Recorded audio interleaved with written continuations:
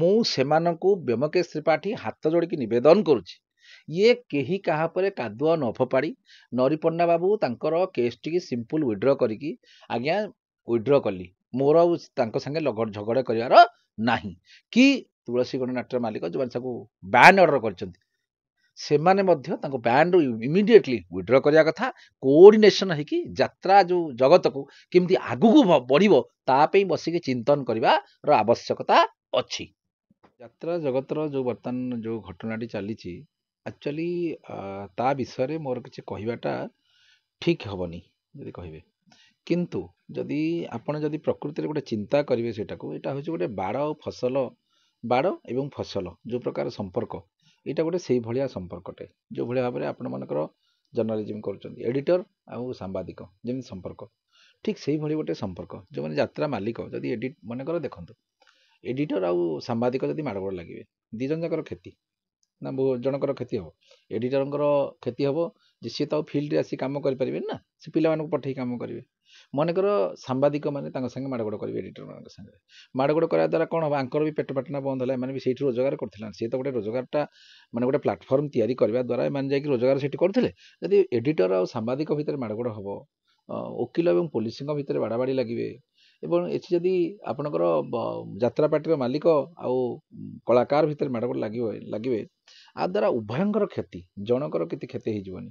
ଦେଖନ୍ତୁ ଯାତ୍ରାପାର୍ଟି ମାଲିକମାନେ ଜେନେରାଲ ସେନ୍ସରେ they are man of crores, କୋଟି କୋଟି ଟଙ୍କାର ମାଲିକ ସେମାନେ ସବୁ। ସେମାନେ ଜେନେରାଲ ସେନ୍ସରେ ଯେଉଁ ସବୁ ଯାତ୍ରାପାର୍ଟି ଯେଉଁମାନେ ସବୁ କରିଛନ୍ତି, ସେମାନେ ଗୋଟେ କେଉଁଠି ନା କେଉଁଠି ଗୋଟେ ସଉକରେ କରିଛନ୍ତି, ଏବଂ ଯେଉଁ ସଉକଟା ଅନେକ ସମୟରେ ଆପଣ ଦେଖିବେ ଆ ଦ୍ୱାରା ସେମାନେ ବର୍ବାଦ ହୁଅନ୍ତି, ବହୁତ ପଇସା ଇନଭେଷ୍ଟମେଣ୍ଟ କରନ୍ତି। ଯଦି କହିବେ ମୁଁ ଆପଣଙ୍କୁ ଗୋଟେ ଏକ୍ଜାମ୍ପଲ୍ ଦେଇପାରିବି, ମୋର ଜଣେ ସମ୍ପର୍କୀୟ ଗୋଟେ ଯାତ୍ରାପାର୍ଟିଟିଏ କରିଛନ୍ତି ରଘୁନାଥପୁର, ଆମର ପଟିଆ ରଘୁନାଥପୁରର, ମାନେ ମୁଁ ତାଙ୍କୁ ଦାଦା ବୋଲି ଡାକେ, ଆଉ ବହୁତ ରେସ୍ପେକ୍ଟ କରେ, ବହୁତ ସମ୍ମାନ ଦିଏ ମୁଁ ତାଙ୍କୁ। ତ ମୋ ଦେଖିବା ଭିତରେ 2020ରୁ ମୁଁ ଦେଖି ଆସୁଛି ଯେଉଁ ବଡ଼ ବଡ଼ କଳାକାର ଆପଣମାନେ ଦେଖୁଛନ୍ତି, ଯେଉଁ ଦୟା ଭାଇ ହଉ କି ଆମର ଯେଉଁ ପିୟୁଷ ଭାଇ ହଉ କିମ୍ବା ଯେଉଁ ଦୈତାରୀ ପଣ୍ଡା ସାର୍ ହୁଅନ୍ତୁ, ଯେଉଁମାନେ ବଡ଼ ବଡ଼ କଳାକାର ଆଜିର ଯେଉଁମାନେ ଯାତ୍ରା ଇଣ୍ଡଷ୍ଟ୍ରିର ଯେଉଁମାନେ ସବୁ ଟପ୍ ଟପ୍ ର୍ୟାଙ୍କର ଯେଉଁମାନେ ସବୁ, ମୁଁ ଦେଖିଛି ତାଙ୍କ ଦୁଆରେ ବୁଲିବା। ମୁଁ ଯେତେବେଳେ ଯାଏ ତାଙ୍କ ପାଖକୁ, ଦାଦାଙ୍କ ପାଖକୁ, ତାଙ୍କ ଦୁଆରେ ବୁଲିବା, ସେମାନେ ବି ମୋତେ ଦେଖନ୍ତି। କିନ୍ତୁ ମୋତେ ଚିହ୍ନିଛନ୍ତି ନା ନାହିଁ ମୁଁ ଜାଣିନି, ମୁଁ ସମସ୍ତଙ୍କୁ ଚିହ୍ନିଛି, କାହିଁକିନା ସେମାନେ ହେଉଛନ୍ତି ସବୁ ଗୋଟେ ସେଲିବ୍ରିଟି, ଯାହାକୁ କହିବେ ସେଲିବ୍ରିଟି ଆମେ କାହାକୁ କୁହା, ଯେହେତୁ ଯାତ୍ରା ଇଣ୍ଡଷ୍ଟ୍ରିରେ ସେମାନଙ୍କର ଗୋଟେ ଆଗ ଧାଡ଼ିରେ ଅଛନ୍ତି, ଦେ ଆର୍ ସେଲିବ୍ରିଟି। ତେଣୁ ଯଦି ସେମାନେ ଏମିତି ହେବେ, ଯାତ୍ରାର ମାଲିକ ଏବଂ ଯାତ୍ରା କଳାକାର ଭିତରେ ଏମିତି ଗୋଟେ ସମନ୍ୱୟ ରହିବନି, କଳି ଝଗଡ଼ା ଲାଗିବେ, ଆ ଦ୍ୱାରା ମନେକର ଯାତ୍ରାପାର୍ଟି ମାଲିକ, ମୁଁ ସେୟା କହୁଥିଲି ଏପଟ ସେପଟ ହେଇଗଲା, ଯେ ମୋ ଦେଖିବା ଭିତରେ ପ୍ରାୟ ସେ 15ରୁ 20 କୋଟି ଟଙ୍କା ବର୍ତ୍ତମାନ ସୁଦ୍ଧା ଲସ୍ କରିଛନ୍ତି ଯାତ୍ରାପାର୍ଟି କରିକି। ମାନେ ମୁଁ ଦେଖିଛି, ସେ କ'ଣ କେଉଁଦିନ ପ୍ରଫିଟ୍ ମୁଁ କାହିଁ ମୋ ଜୀବନ ଭିତରେ ମୁଁ ଦେଖିପାରୁନି, ଆଉ ସେ ଦାଦାଙ୍କର କେଉଁଦିନ ପ୍ରଫିଟ୍ ହେଉଛି, ସବୁବେଳେ ଖାଲି ଲସ୍। ଆଉ ଗୋଟାଏ ଜମି ତାଙ୍କର ବହୁତ ଜମି, ମାନେ ଯେଉଁଗୁଡ଼ାକୁ ମୁଁ ମାନେ ପାଟିରେ ବର୍ଣ୍ଣନା କରିପାରୁନି, ଭୁବନେଶ୍ୱର ରାଜଧାନୀରେ ବହୁତ ଜମି ତାଙ୍କର, ଆଉ ଏତେ ପଇସା ସେ ତା ଭିତରେ ଲଗେଇ ସାରିଲେଣି। ଏବେ ମଝିରେ ମୁଁ ତାଙ୍କ ସାଙ୍ଗେ ଗୋଟେ ଥର ଦେଖା ହେଇଥିଲି, ମଝିରେ ଦାଦାଙ୍କ ସାଙ୍ଗେ, ଦାଦା ଯାତ୍ରାପାର୍ଟି କେଉଁଠି କ'ଣ ପଡ଼ିଛି କ'ଣ ନା, ମୋତେ ସେ କହିଲେ ଆଉ ତୁ ବାପା ସେଇଟାକୁ ଛାଡ଼ିକି ଆଉ ଯାହା ପଚାରୁଛୁ ପଚାର, ସେଇଟା ହେଲା ମାନେ ମୋ ମୁଣ୍ଡ ବ୍ଲଡ଼ ପ୍ରେସର ହାଇ ହେଇଯାଉଛି ଯାତ୍ରା କଥା କହିଲେ। ତେଣୁ ମୁଁ ବୁଝିଗଲି ଯେ ତାଙ୍କର ସବୁ ପରିସ୍ଥିତି କ'ଣ। ଯଦି ଜଣେ ମାଲିକଙ୍କର ପରିସ୍ଥିତି ଏଠି ଏଇଆ, ତାହେଲେ ଆପଣ ଥରେ ଚିନ୍ତା କରନ୍ତୁ ସବୁ ମାଲିକଙ୍କର ଅବସ୍ଥା କ'ଣ। ଆପଣମାନେ ଗୋଟେ ଜାଗାରୁ ଆଡ଼ଭାନ୍ସ ନେଇ ଆସିବେ, ଆପଣ ଆଡ଼ଭାନ୍ସ ନେଇ ସାରିଲା ପରେ ଗୋଟେ ଜାଗାରୁ, ଆଚ୍ଛା ସେଇ ଯେଉଁ ଲୋକଟି ମାଲିକଟି ସେ ଜାଣିଲା ମୋର ହିରୋ ହଉ, ହିରୋଇନ୍ ହଉ, କମେଡ଼ିଆନ୍ ହଉ କି ଯିଏ ବି ହଉ, ଗୋଟେ ମାନେ ଭଲ କ୍ୟାରେକ୍ଟର ହଉ କରୁ କି ସେ ଯିଏ ବି ହଉ, ଗୋଟେ ଆଡ଼ଭାନ୍ସ ନେଲା ମାନେ ସେ ମୋ ଯାତ୍ରାପାର୍ଟିରେ ବର୍ଷ ରହିବ। ସେ ସେଇ ଅନୁସାରେ ତାର ଆଡ଼ଭର୍ଟାଇଜମେଣ୍ଟ କଲା ଏବଂ ସେଇ ଅନୁସାରେ ଲୋକ ସେଟ୍ କଲା, ଏବଂ ଯେଉଁ କମିଟି ମାନେ ଯେଉଁମାନେ କରିଥିବେ ତାଙ୍କଠୁ ଆଡ଼ଭାନ୍ସଟା ଆଣିଲା। ହଠାତ୍ ଆପଣ ଆଉ ଗୋଟେ କେଉଁଠି ଗୋଟେ ରେଟ୍ ବଢ଼ିଗଲା, ଆପଣ ଏଠୁ ଦେଇକି ସେଠି।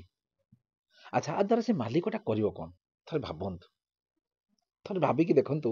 ଗୋଟେ ବିରାଟ ବଡ଼ ଡଙ୍ଗା, ଯେଡ଼େ ବଡ଼ ଡଙ୍ଗା, ଯେତେ ବଡ଼ ଡଙ୍ଗା ହେଇଥାଉ, ତା ଭିତରେ ଯଦି ଗୋଟେ ଛୁଞ୍ଚି ଭଳିଆ ଗୋଟେ କଣ୍ଟା, ମାନେ କଣାଟେ ରହିଯିବ, ସେ ଡଙ୍ଗାଟା ବୁଡ଼ିଯିବ। ସେଇଭଳି ଯାତ୍ରାପାର୍ଟିରେ ଯଦି ଏମିତି ଗୋଟେ ଗୋଟେ କ୍ୟାରେକ୍ଟର ରହିବେ, ସେମାନେ ମନେକର ଗୋଟେ ଯାତ୍ରାପାର୍ଟି କହିବ ମୁଁ ବନ୍ଦ କରିଦେବି ଏ ବର୍ଷ, ଗୋଟେ ବର୍ଷ ମନେକର ସେ ବନ୍ଦ କରିଦେଲେ ଯାତ୍ରା। ଆଚ୍ଛା ଯାତ୍ରାଟି ବନ୍ଦ କଲେ 200 କଳାକାର ପାଣିରେ ପଡ଼ିଗଲେ, ଜଣେ ନୁହେଁ, ଜଣେ ଜଣଙ୍କ ପାଇଁ 200 କଳାକାରଙ୍କୁ ଖାଇବାକୁ ଆଉ ମିଳିବନି। ବର୍ତ୍ତମାନ ଯାହା ଇଣ୍ଡଷ୍ଟ୍ରି ଅବସ୍ଥା ଆପଣ ଦେଖନ୍ତୁ, ମୁଁ ଦେଖୁଥିଲି ଯାତ୍ରା କଳାକାର ମାନେ ଇଣ୍ଡଷ୍ଟ୍ରିରେ ଫିଲ୍ମ ଇଣ୍ଡଷ୍ଟ୍ରି ଯେତେ ପଇସା ରୋଜଗାର ଲୋକମାନେ କରୁନାହାନ୍ତି ତାର ବାପ ସେମାନେ ସବୁ ରୋଜଗାର କରୁଛନ୍ତି, ଏତିକି ପଇସା ନେଉଛନ୍ତି। ତେଣୁ ଯଦି ଦେଖିବେ ଜଣଙ୍କର ଲସ୍ ହେଲା ବୋଲି ତ ସମସ୍ତଙ୍କର ଲସ୍ ହଉଥିବ ସେମିତି ଜରୁରୀ ନୁହେଁ। ଏତେ ଏତେ ଟଙ୍କାରେ ଯାତ୍ରା ପାର୍ଟି ମାଲିକ ମାନେ ଟଙ୍କା ପାରିଶ୍ରମିକ ଦେଇ ପାରୁଛନ୍ତି ମାନେ ନିଶ୍ଚିତ କିଛି ନା କିଛି ଯାତ୍ରା ପାର୍ଟିରେ ସେମାନଙ୍କର ଲାଭ ହଉଥିବ। ମୁଁ ଜାଣିଛି ଯାତ୍ରା ପାର୍ଟିରୁ ସେମାନଙ୍କର କିଛି ଲାଭ ହୁଏନି। କାହିଁକି ମୁଁ ଆପଣଙ୍କୁ ଗୋଟେ ଛୋଟିଆ କଥା କହୁଛି, ମଣିଷ ମାନଙ୍କୁ ନେଇକି ଯୋଉ କାମଟା କରାଯାଏ, ମଣିଷ ମାନଙ୍କୁ ନେଇ ମେସିନକୁ ନେଇ ଆପଣ ଯେତେ କୋଟି ଟଙ୍କା ଖର୍ଚ୍ଚ କରିକି ମେସିନକୁ ନେଇକି ଲଗେଇ ଦେଇପାରିବେ, ମଣିଷ ଯୋଉଠି ଦିଗୁଳିଆ ଲାଗିଲେ ଆପଣ କେତେବେଳେ ସେଠୁ ଲାଭ ଉଠେଇ ପାରିବେ ନାହିଁ। କେଡ଼େ କେଡ଼େ ଅଫିସ ମାନେ ଆପଣମାନେ ଯାଇକି ଦେଖନ୍ତୁ, କେଡ଼େ କେଡ଼େ ଅଫିସ ଲୋକମାନେ ସବୁ କରିଛନ୍ତି।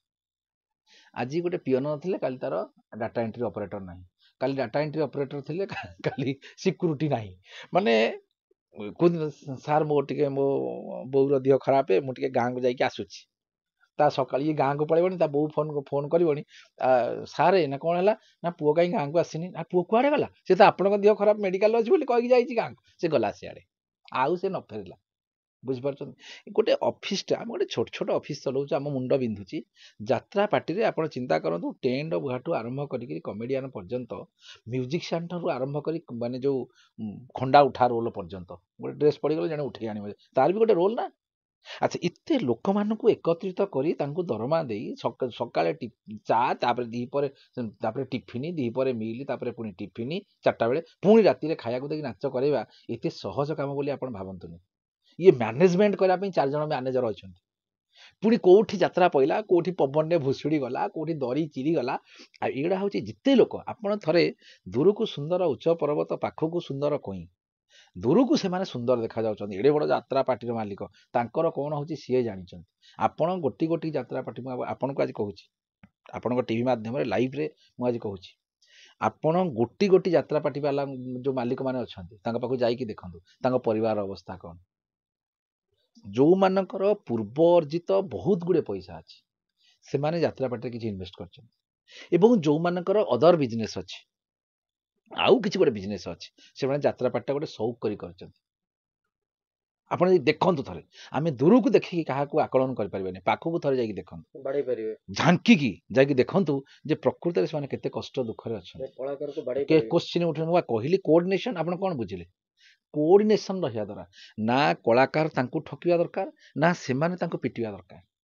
କୋଅର୍ଡିନେସନ ଯୋଉଟାକୁ କୁହାଯିବ, ବାପ ପୁଅର ସମ୍ପର୍କ। ମନେକର କାଲି ସକାଳେ, ମନେକର ମୋ ବାପ, ମୋର କିଛି ଭୁଲ ନାହିଁ, ମୋତେ ଦାଣ୍ଡରେ ଦିପଦ ଗାଳି ଦେଇଦେଲା, ମୋ ବାପକୁ ଦାଣ୍ଡରେ ଗାଳି ଦେଇକି ବାଡ଼େଇବି କି?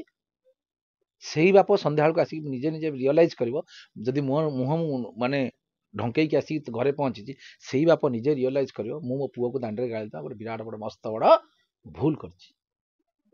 ଆଉ ଆପଣ ଯଦି ବାପକୁ ସେମିତି ମାଡ଼ଗୋଳ କରିବେ, ଆପଣଙ୍କର ଯିଏ ଅନ୍ନଦାତା, ସିଏ ଆପଣ ଭାବୁଥିବେ ଯୋଉ ତୁଳସୀଗଣ ନାଟ୍ୟ ମାଲିକ ମୋ ମାଉସୀ ପୁଅ ଭାଇ କି, ନା, ସିଏ ମୋ ମାଉସୀ ପୁଅ ଭାଇ ନୁହଁ କି, ମୁଁ ତାଙ୍କୁ ଚିହ୍ନିନି କିଏ।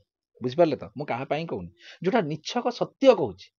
ଜଣକୁ ଯେମିତି 1200 ବଢ଼େଇରେ ଦାୟୀ ନା ଧର୍ମାରେ ଦାୟୀ, ଜଣକ ପାଇଁ 1200 ବଢ଼େଇ। ଯଦି ସବୁ ଯାତ୍ରା ପାର୍ଟି ମାଲିକ ମାନେ ଏଇ ଯୋଉ ଡିଷ୍ଟର୍ବାନ୍ସଟାକୁ ଦେଖିବେ, ବିରି ମାଡ଼ ଦେଖି କୋଳଥ ଚେପା।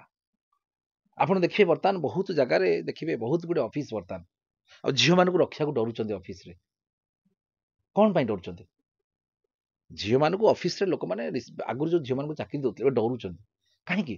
ବହୁତ ଜାଗାରେ ଏମିତି ମିଛ କେସ୍ ଗୋଟେ ଗୋଟେ ହେବା ଦ୍ୱାରା ଲୋକମାନେ ଡରିଲେ। ତାପରେ ଆ ଦ୍ୱାରା କ'ଣ ହେଲା, ଗୋଟେ ଇନୋସେଣ୍ଟ ଝିଅଟେ ଯାହାର ନିହାତି ପଇସା ଦରକାର, ରାଜଧାନୀରେ ରହିବ, ଗୋଟେ କିଛି ପଇସା ରୋଜଗାର କଲେ ପାଠ ପଢ଼ିବ, କିଛି ପଇସା ରୋଜଗାର କଲେ ଗାଁକୁ ପଠେଇବ ତା ବାପା ମା ପାଖକୁ, ସାନ ଭାଇଟା ଗାଁରେ ସିଆଡ଼େ ପଡ଼ିଛି, ମା ବାପା ଇଆଡ଼େ କ୍ୟାନ୍ସରରେ ଅଛନ୍ତି, ସେ ପିଲାକୁ ବି ଚାକିରି ମିଳୁନି।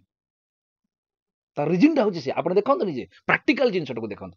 ଆଗରୁ ଝିଅମାନଙ୍କୁ ଯୋଉଠି ମାନେ ସେଇଠି ଗୋଟେ ଜବଟେ ମିଳୁଥିଲା, ଏବେ ଆଉ ମିଳୁନି। ଏବେ ସମସ୍ତେ ଲୋକମାନେ କହୁଛନ୍ତି ନାଇଁ ପୁଅ ପିଲା ଚାକିରି କରନ୍ତୁ, କାହିଁକି ଟେନସନ୍ ନାହିଁ। ରାତି 9ଟା ପର୍ଯ୍ୟନ୍ତ ପୁଅ, ବାପା ଟିକେ ରହିଯା, ଟିକେ ଆଜି ଟିକେ କାମଟା ଟିକେ କରିଦେଇକି ଯିବୁ। ଯଦି ଆପଣ ଗୁଡ୍ ବ୍ୟବହାର କରୁଛନ୍ତି, ସେ ରହୁଛି ନା ନାହିଁ। କିନ୍ତୁ ଝିଅ କ'ଣ, ସନ୍ଧ୍ୟା 7 ବେଳକୁ ବେଗ ବସ୍ତାନ ଧରିକି ଚାଲିଲା। ତେଣୁ କାହିଁକି ଲୋକ ଟେନସନ୍ ନେବେ? ଏକ୍ଜାକ୍ଟଲି, ଯଦି ଏଇଭଳି ଘଟଣା ଦ୍ୱାରା, ମନେକର ତୁଳସୀ ଗଣନାଟ୍ୟ ହଉ, ବର୍ତ୍ତମାନ ଏଇଭଳିଆ ଗୋଟେ ଘଟଣା ଘଟିଲା, ଆଉ ଗୋଟେ କୋଉ ୟା ଦ୍ୱାରା ଦେଖୁ ଦେଖୁ ଆଉ ଗୋଟେ କୋଉ ଗଣନାଟ୍ୟର ସିଏ ବି ଆଉ ଗୋଟେ କ'ଣ କହିଲାଣି। ଆଚ୍ଛା, କିଛି ଲୋକ ଯେତେବେଳେ ନଇଁ ପଡ଼ିଥିବୁ, ଯେତେବେଳେ ବିଧାଇ ମାରିବୁ, ସେତିକି ବେଳେ ଆପଣ ମନେକର ଯାତ୍ରା ପାର୍ଟିରେ ଜଣକୁ ବାହାର କରିଦେଇଛନ୍ତି, ସିଏ ଗୋଟେ କ'ଣ ବଦମାସି କଲା, ସିଏ ଯେତେବେଳେ ସେଠି କଲାଣି, ସିଏ ଆପଣଙ୍କ ନାଁରେ କହିଲାଣି। ସିଏ ଆଉ କହୁନି ମତେ କାହିଁ ବାହାର କରିଥିଲେ, ସିଏ କହିଲା ୟା କଲା ତା। ଏ ଯୋଉ ଛୋଟ ଛୋଟ ଗୋଟେ ଇସ୍ୟୁ ଦ୍ୱାରା ଆଚ୍ଛା ଗୋଟେ ଯାତ୍ରାପାର୍ଟି ମାଲିକ ମନେକର କାଲି ସକାଳେ ଗୋଟେ କ'ଣ ହେଲା ଗୋଟେ ଆରେଷ୍ଟ ହେଇଗଲା ସେ। ଆଚ୍ଛା ଅଲଗା ଯାତ୍ରାପାର୍ଟି ମାଲିକ ମାନେ କ'ଣ ଆମେ ସେ ଧନ୍ଦାରେ କାହିଁ ପଶିବା କାହିଁକି ଆରେଷ୍ଟ ହବା କାହିଁକି ଆମେ ତ କୋଉ ଆଠଣା ଅଧିକ ମିଳୁଛି କି ବନ୍ଦ କରବ।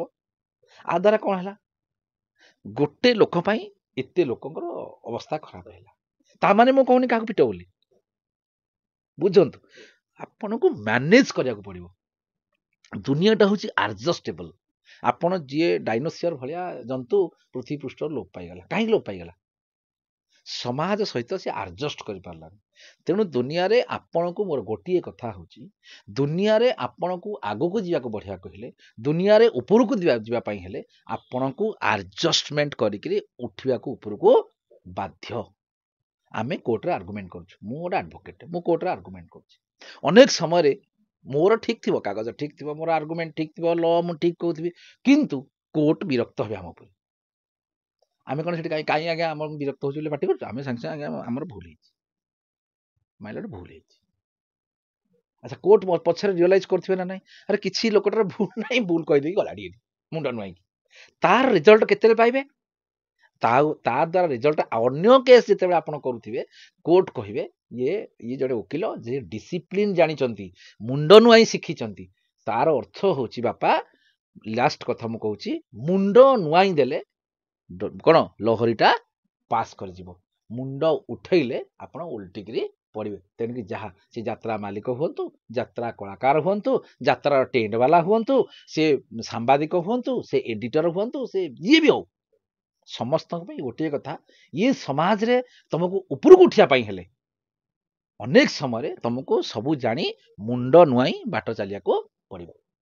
ସାର୍ ନିକଟରେ ଗୋଟେ ନରି ପଣ୍ଡା କେସ୍ ଯଦି ଯାତ୍ରା ମାଲିକ କଥାଟି ସତ ହଉନା ଭିଡ଼ିଓଟି ଯୋଉ ବାଡ଼ାବାଡ଼ି ଭିଡ଼ିଓ ସତ ସାମ୍ନାକୁ ଆସିଲା ତାହେଲେ ମାଲିକ ନାଁରେ କ'ଣ ମାନେ ଆକ୍ସନ ହବ? କିଛି ଆକ୍ସନ ଫାକ୍ସନ କିଛି ନାହିଁ। ମୁଁ ଆପଣଙ୍କୁ ଯଦି ଯୋଉମାନେ ଆପଣଙ୍କର ଚ୍ୟାନେଲ ଗୁଡ଼ିକୁ ଦେଖୁଛନ୍ତି ଯଦି ସେଥିରେ ନରିପଣ୍ଡା ଦେଖୁଥାନ୍ତି କି ତୁଳସୀ ଗଣନାଟ୍ୟର ଯାତ୍ରା ମାଲିକ ଦେଖୁଥାନ୍ତି, ମୁଁ ସେମାନଙ୍କୁ ବ୍ୟୋମକେଶ ତ୍ରିପାଠୀ ହାତ ଯୋଡ଼ିକି ନିବେଦନ କରୁଛି, ଇଏ କେହି କାହା ଉପରେ କାଦୁଅ ନ ଫୋପାଡ଼ି ନରିପଣ୍ଡା ବାବୁ ତାଙ୍କର କେସ୍ଟିକି ସିମ୍ପଲ ୱିଡ୍ର କରିକି ଆଜ୍ଞା ୱିଡ୍ର କଲି, ମୋର ଆଉ ତାଙ୍କ ସାଙ୍ଗେ ଝଗଡ଼ା କରିବାର ନାହିଁ। କି ତୁଳସୀ ଗଣନାଟ୍ୟ ମାଲିକ ଯେଉଁମାନେ ସବୁ ବ୍ୟାନ୍ ଅର୍ଡ଼ର କରିଛନ୍ତି ସେମାନେ ମଧ୍ୟ ତାଙ୍କ ବ୍ୟାନ୍ରୁ ଇମିଡ଼ିଏଟଲି ୱିଡ୍ର କରିବା କଥା। କୋଅର୍ଡିନେସନ୍ ହେଇକି ଯାତ୍ରା ଯେଉଁ ଜଗତକୁ କେମିତି ଆଗକୁ ବଢ଼ିବ ତା ପାଇଁ ବସିକି ଚିନ୍ତନ କରିବାର ଆବଶ୍ୟକତା ଅଛି।